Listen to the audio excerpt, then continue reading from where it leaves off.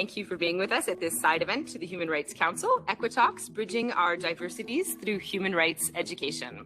On behalf of the Permanent Mission of Canada here in Geneva, I just wanted to extend a very warm welcome to all the delegations and the civil society representatives who are able to join us this afternoon. It's great to see such a wonderful turnout. In the past 25 years, human rights education has gained momentum in so many respects. Let me start by congratulating Equitas and OHCHR on the launch of this important joint publication on Bridging Our Diversity, a Compendium of Good Practices in Human Rights Education.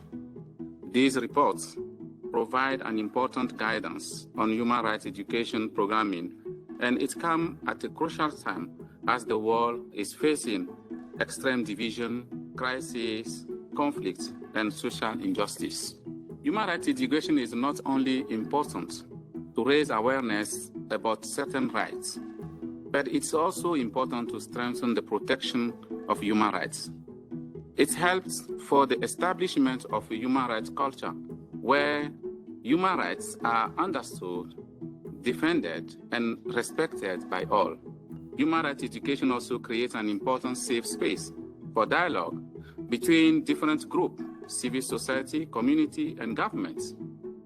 IDDH has been working for 18 years now fostering human rights education in Brazil and Latin America through the use of the UN bodies and mechanisms.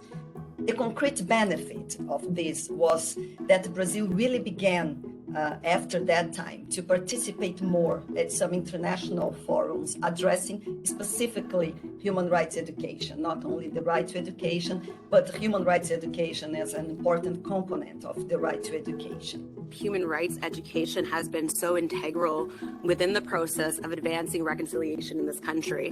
When we look at human rights education specifically, we want to really look at it from an anti-oppressive and anti-colonial narrative.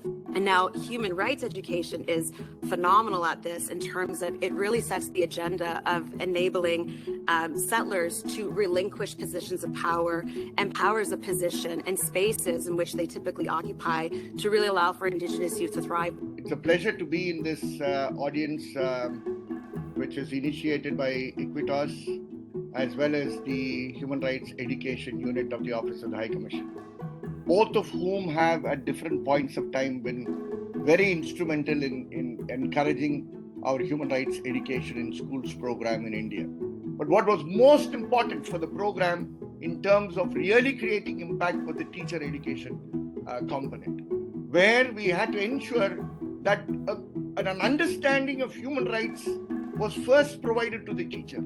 So the teacher would ensure that the classroom relations, which are actually power relations, ensure that the power relations is thrown off and the teacher and the student are able to communicate much better.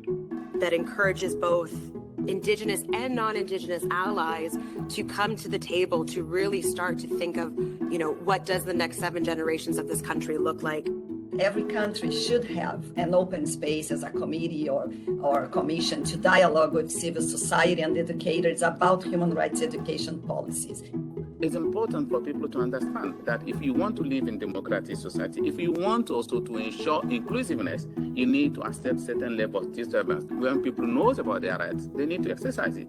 I am internally hopeful. I think I see especially that I'm so privileged to work with Indigenous youth that, they are the prayers of our ancestors and they're the ones that they sang about and they're the ones that are going to lead great change. It is always a great honor, I believe, for the members and observers of the Human Rights Council to see how something that is usually just black letters on white paper in the Council actually comes to life when it reaches the civil society, non-governmental organizations, human rights defenders on the grounds across the globe. So sincere thanks for your work that you're doing in order to make sure that the human rights education is not only a Human Rights Council resolution, but also something that you live and practice every day.